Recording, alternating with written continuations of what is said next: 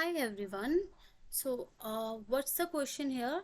That is, let f from r to r एक real function है, B ए positive increasing function, मतलब F x आपका एक increasing function है सच दैट आपको कंडीशन क्या दे दी एफ एक्स के लिए। पहली कंडीशन तो ये है F x is increasing function, ठीक है, मतलब जैसे जैसे एक्स बढ़ रहा है वैसे वैसे वाई बढ़ता जा रहा है, ठीक है। और आपको दे दी limit x approaches to infinity f of 3x over fx equals to 1, and you have to find limit x approaches to infinity f of 2x over fx, right. So now let's see, देखो आप पहले तो ये दे दिया कि fx क्या है आपका इंक्रीजिंग फंक्शन, ठीक है। इसका मतलब अगर ये इंक्रीजिंग फंक्शन है तो ये वैल्यू इस तरह से पॉजिटिव पॉजिटिव भी बोल दिया, क्या बोल दिया, पॉजिटिव इंक्रीजिंग, मतलब पॉजिटिव वैल्यूज रहने वाली हैं, ठीक है।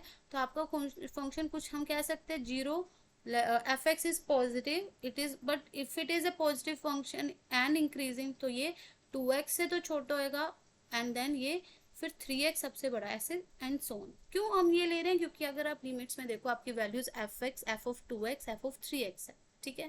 तो अगर एफ एक्स इंक्रीजिंग है, एफ ऑफ 2x उससे भी बड़ा होगा, एफ ऑफ 3x उससे भी बड़ा होगा, ठीक है।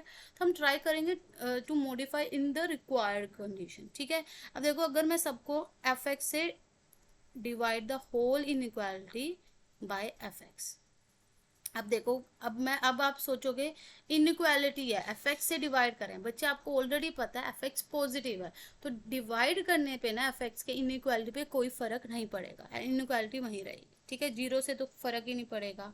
F x by F x 1 less than F of 2x by F of 2x, यही अगर हम एफ एक्स हमारा नेगेटिव होता तो हम इनइक्वालिटी रिवर्स हो सकती थी, ठीक है, तो कंडीशन कुछ और होती।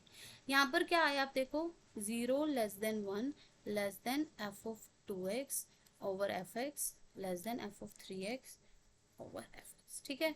अब हमारी रिक्वायर्ड कंडीशन हमें ये चाहिए, limit x approaches to infinity, तो सभी तरफ ले लेंगे, apply limit x approaches to infinity, यहाँ तो इसको 1 ही ले लो, 1 less than limit x approaches to infinity f of 2x over fx less than limit x approaches to infinity f of 3x over fx। देखो यहाँ तो कुछ नहीं है, x तो ये 1 ही रहने वाली, ठीक है।